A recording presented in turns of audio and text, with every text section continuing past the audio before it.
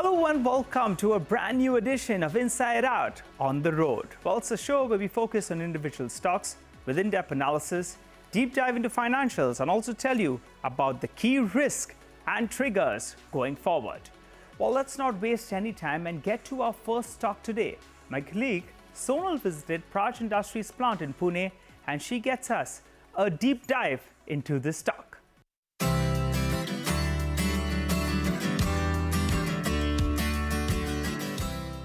Well, we are at the headquarters of a company that has seen the first mover advantage in the biofuel revolution.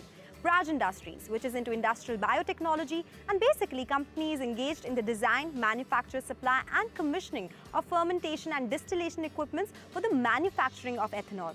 It has three segments. The biggest one being bioenergy with 77% revenue contribution, 17% is from engineering and high purity, which is 6%. The street has been very bullish and optimistic on the first segment because of the big ethanol push by the government. Company is into the first generation ethanol technology that is transforming first generation agri feedstock into bioethanol. This would include sugars found in sugarcane juice, molasses, starchy grains and tubers. And the second generation bioethanol, which is a more sustainable technology, 80% less water requirement and has higher ethanol yield as well. They also have renewable natural gas technology, biodiesel technology and sustainable aviation fuel technology, catering largely to domestic markets with 84% revenues coming in from here and rest from exports. As far as the financial performance is concerned, they have been able to almost double their revenues and profits in FY22 with margins of 8%, and that is a good performance in a difficult environment. Now that the ethanol blending target of 10% has been achieved before timelines and the next target by the government is 20% blending by FY26, and the company is focusing on other aspects of business as well, let's understand the business overall and the plans of the company as well.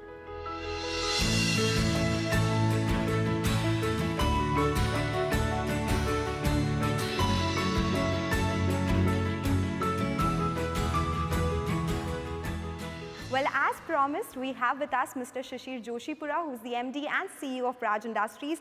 Mr. Joshipura, it's a pleasure to have you with us on Inside Out, and there's so much excitement about the company, what it does, what are the prospects. So thanks a lot for joining us and telling us all about it. Basically, Praj Industries provides technology to, say, distilleries in order to ensure that they produce ethanol. So that's the thing. Absolutely correct. So we don't produce ethanol ourselves, but we allow our customers to choose a feedstock. We help them to choose a feedstock, depending on where they are. Give them a technology that enables them to take that feedstock and convert that to a usable form of energy. Ethanol is the most popular form of energy as of today. Right, absolutely. So we have been hearing about how India has achieved the 10% blending way before their targeted date. The next one is 20% by 2026. In that scenario, let's talk about the first generation ethanol. What is the opportunity here? How much do you think India needs to reach that 20% mark by, say, FY26? So that would mean distilleries putting up more capex. If that happens, what is the opportunity with your kind of market share that you see in terms of revenue growth for you? Yes, so if you look at it, in 2018 was what I call a watershed moment in the country when the new national biofuels policy was unveiled. At that time, it was estimated that, and that time the target was 2030. Yes. That if we go to 20% by 2030, we'll need to create roughly an additional capacity for 1,000 crore liters of ethanol. Now, ethanol is a seasonal product in a sense that it depends on an agrarian feedstock, and therefore you may not be able to run your plant for 12 months in a year. So there is a difference between installed capacity and what you actually get. And gradually that problem is also getting solved with multi-feedstock plants, etc., etc. So as we moved away, and then I think at some moment in time, government decided to give it a big push, and they said, no, not 2030, 2025 is when we want 20%. So that means that we have to create all this capacity in a short span of 5 to 7 years, right? And that is the wind in the sail, if I can use that word right now, where the whole country is now racing to create that capacity, because we don't have the capacity, we have to create that capacity. There have been a whole host of interventions around freeing up the feedstocks. It's no longer only sugary feedstock. Government has put up starchy feedstock. You might have heard, and we can talk a little later about that as well, the lignocellulose feedstock, where you take the agricultural waste and then convert that to usable form of energy. So suddenly the canvas is enlarged. There's a big wind in the sail, and therefore suddenly everybody is rushing to create the capacity. So Are you catching the sale then? And yes, well, we are very happy. We've, as you were mentioning earlier, our founders saw this vision 38 years ago when nobody talked about this. And I think it's a great credit to that vision and the commitment over a period of time. Now everybody is putting these capacities, but for all these years, there are very few and far in between plants that were coming up. So it took a lot of resilience to sort of stay true to the cause and vision and commitment and passion. So all of that is what built Praj today. And what that meant was, so when actually the tide turned, we were fully prepared. You are. and that has enabled us to, so we are currently a very, very large market share player. We have dominant, I would not use the word dominant, but a significant share of about 2/3 of the market in our favor. That's dominant. So exactly, numbers on that. Say 1,350 crore liters of ethanol is needed in next 5 years. That would mean distilleries putting up capex of say 10,000 to 12,000 crore rupees, if I'm not mistaken. So with 65% market share, you'll be able to do 8 to 9,000 crore rupees? That's what we should be looking at. That's the kind of canvas that will unfold. Yes. So from 2,300 crores in FY22, you plan to reach that level by FY26, so to say? Yes, so these capacities will get built over a period of time. So every year they'll sort of get divided into the years. But our turnover that you see of 2,300 crores is also consisting of other businesses. Yes. But yes, 66% of the unfolding opportunity is what we want to target. That's interesting. So that's only about the first generation ethanol, right? The next one is 2G ethanol. And recently IOCL put up a plant. What was Praj's contribution to that? And if you can just explain, how is 1G different from 2G? Is it easier to put up a 2G plant capacity or technology, so to say?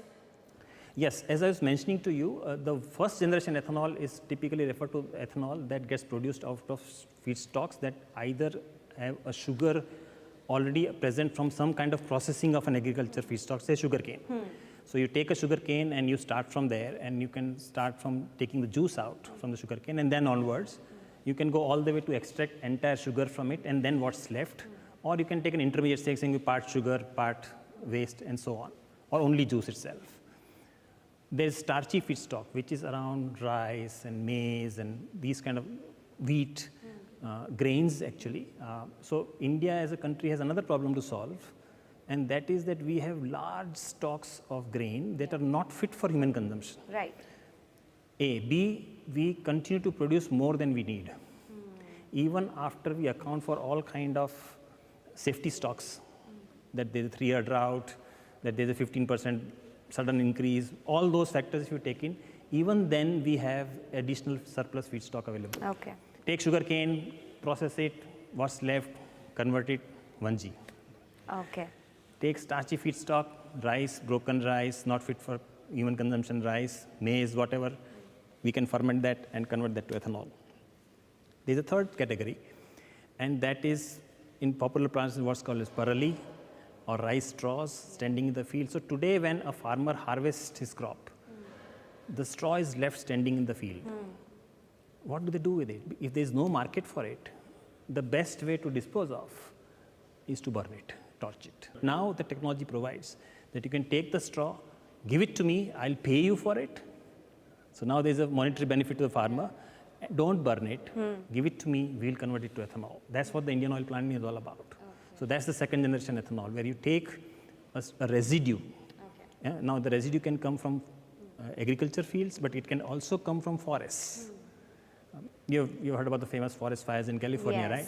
So we can also take those wastes and convert even that to ethanol. So you're not only taking away a source of destruction, but you're actually making a constructive activity. So it's profitable, Mr. Joshipura. Is it a profitable proposition to invest into 2G ethanol? That is because that's a very less companies, even globally, are into 2G technology. And do you expect it to grow at a similar pace that we saw for 1G ethanol?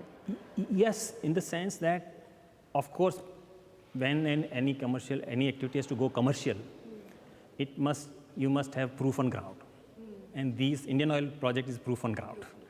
Okay, so people say, yes, it works. Now we know that it works. Because the outlays are large, so risks are large. People would like to see, and I think the technology is at a different curve of development compared to, say, 1G, which has been there for 30 odd years. Right. But that's the way world will go, because in terms of GHG reduction, typically a 1G plant, you'll reduce maybe 30-40%. compared to conventional fuels. But you go to 2G, it could be 80-90%. Okay. And in some case, you can even go negative. Okay. So it depends on where the other logistics of the supply chain are. So fundamentally, if you think about it from a broader perspective, one fine day we will meet the potential of sugarcane. Another fine day we'll meet the sugar potential of all the starchy feedstocks. And then there'll be these waste. This is essentially waste, which even the animals don't eat. So that So can we are be able to useful. convert it to, and it has no value today, which becomes very handy. So let me play the devil's advocate here, because I just want to understand how sustainable this growth around ethanol is. Because one thing I want to understand is, once you provide this technology to the distilleries, does it stay for them for a longer period of time, or do you get repeat orders here? How long can they use that particular machinery or equipment for? And the second thing is, say once we reach that 1,350 crore liters of production and 20% blending, of course, government will keep raising those targets, but once it reaches, what will lead to growth here? Will it plateau? Will it grow at compounded rates? So what is your take? Yes, so great question. So let's take a scenario to understand. So let's say EBP 20 and nothing more. Right. What next? Just if there's nothing more, then we will stay put at 1350 crores, and then there'll be only a marginal increase as the consumption of the petrol increases. Right. To that extent it will increase. But thankfully that's not the scenario. So as you said, the first thing is that we are blending 20% today. That's the plan for 2025, right? We already have a case in the world, in Brazil, which are at 27% blending. So we already know that 27 is possible. But Brazil has gone much ahead. They have actually stated that by 2030 they don't want to import any energy. And they are driving a very different program. So they have said, you've probably heard about the flex fuel vehicles that even honorable ministers have talked about. So now in Brazil, if you go, you can go to a pump, you can say, you know what, I want E100. That means I want everything ethanol. I don't want any. So that's what the flex fuel vehicle is about. They give you a flexibility to operate between conventional fuel all the way to zero conventional fuel and go to ethanol. And you can choose what you want, right, as a driver. There are some economic questions around it which needs to get addressed individually as well. But as you rightly said, you didn't even ask me what's the cost, right? You just said I'll do something that's good for my children. So I think and that's what is going to drive. So that's one dimension. So there's a journey beyond E20, E27, up all the way to E100. Okay.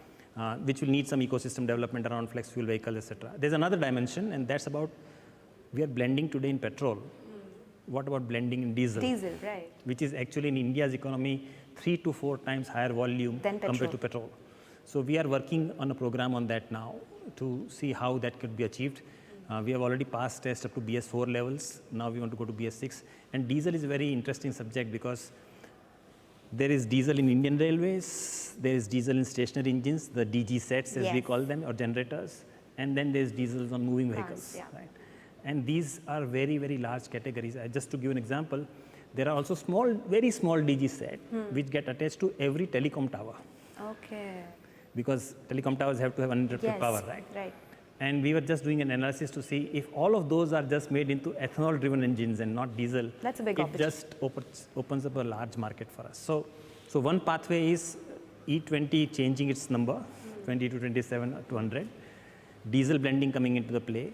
The third, as I was already mentioning to you, iterating the ethanol and using ethanol as a feedstock then. Right. For aviation fuel. So those are the three big opportunities. And that becomes a very, very big, that's much bigger than what 1350 crore liter is, much bigger. So of course, so on the second one, the companies keep asking for, they order again, how long is this technology valid for?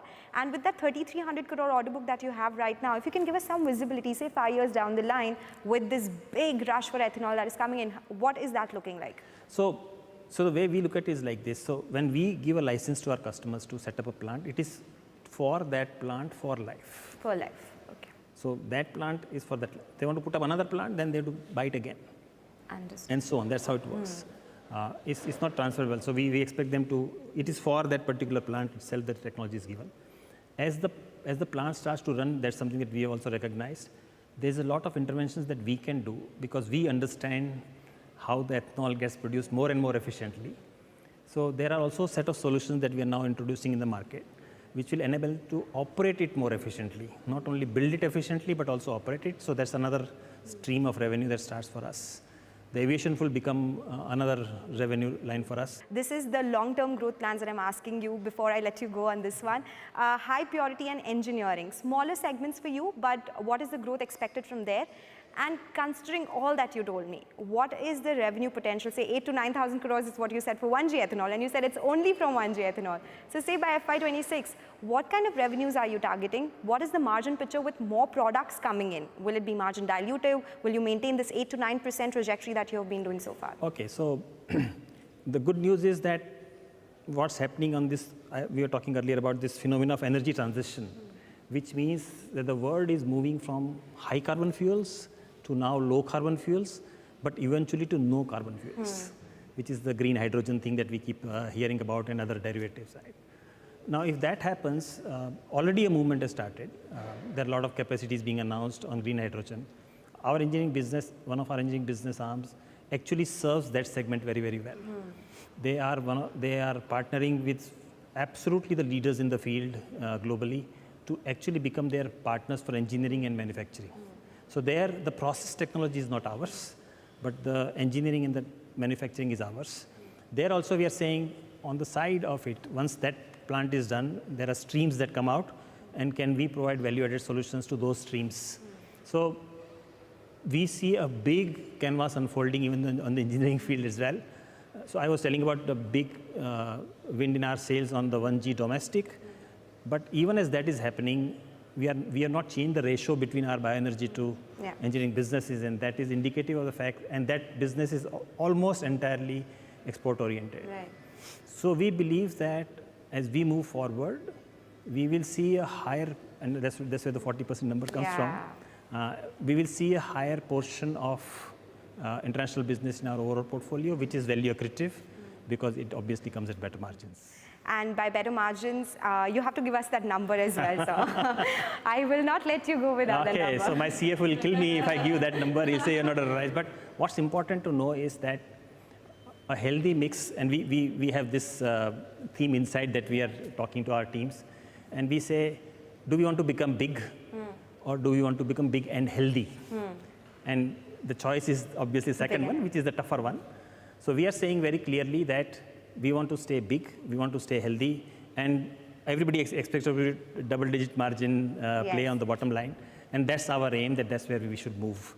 So double-digit margins is your aim, and growth maybe say 20 to 30%. That will be big and healthy for you. I think my chairman has already said that we expect to grow at 30 to 40% through at least the foreseeable future as we walk down this path. Okay, so that is interesting. A lot of exciting stuff that is happening in this segment. So good luck to you, Mr. Joshipura, for all the future endeavors, and thank you so much for speaking with us today. Thank you, Sonal. Thank you for having me. It's a pleasure. Welcome back to Inside Out. Well, let's move to our Swotlight segment. And the companies we are focusing on is Navneet Education. Well, the company is a textbook and a supplementary book publishing, as well as a stationery manufacturing company, progressively growing and catering to India's large student and school community. Its business got badly hit due to COVID in the last couple of years, with schools shut. But the company is an unlocked play with a bit of a difference as the kids go back to school. Well, the company has various catalysts that are lined up, which we'll get to in just a bit, and they could serve as tailwinds for the next few years. First up, let's explain the business model in a little bit more detail. The company has two business verticals, namely publications as well as stationery. Its publication business includes both print as well as digital content, and also curriculum-based, particularly in states like Maharashtra and Gujarat, and non-curriculum based across the country. Now, pre-COVID, you almost had an equivalent amount of revenue coming in from both these two divisions. The stationery business, though, is skewed towards the high-end and the high-margin export business. Talking about margins, well, let's focus on the margin front. Publishing business gets margins in excess of around 30%, while the blended stationery business is around the low teens, which is aided predominantly by the exports margins. Navneet Education is in process of migrating from a pure-play publishing business to a phygital conglomerate, which means it's moving towards a model that combines the online course instruction with the fortnightly in-person educational sessions. The company has exposure to edtech space via investments in a few companies, namely K-12 Techno, which runs Orchid Schools, and also via its own business, which includes brand names like TopTech, GenX, as well as LeapBridge. The key drivers for the stock from here on will be implementation of the new education policy, which can give a bit of a tailwind to growth for the next few years on a steady state basis, as there would be a new curriculum framework which will be introduced, which leads to demand as the students, well, they'll have to discard the old textbooks. The timing of this rollout though, that's extremely crucial. Stationery exports growth, well, that's a key to track, and any kind of slowdown, well, that could hurt them a little bit. The swing factor though that could come from the edtech business if it turns around. The management spoke to us earlier in August 2022 and they gave a fairly gettable revenue growth guidance. They're talking about around 1,600 crores of revenues with margins of around 21%, though they indicated that exports have seen a bit of a slowdown. Now, if any of this doesn't play out, well, it'll be a bit of a risk. Getting to the valuations then, the company trades at around 14 times its forward earnings, which is par for the course for a company who has an ROC of around 25% pre-pandemic. But what gives valuation comfort is that it holds a fourth in K-12, whose value is around 20% of the company's current market capitalization. Also, if the edtech losses could narrow down, then that provides an additional booster shot for the stock. Well, as we wind down, let's leave you with the key shareholders in the company. The promoter entity, they hold the largest chunk, and you have a couple of other domestic institutions in there that have close to around 10% stake in the company. Well, we've completely run out of time on this edition of Inside Out. It's goodbye from our team here. But do write to us and tell us about companies that you want us to discuss. We'll try to get them on the show, we'll feature them, and we'll also ask all the questions that you want to ask. Thanks so much for watching.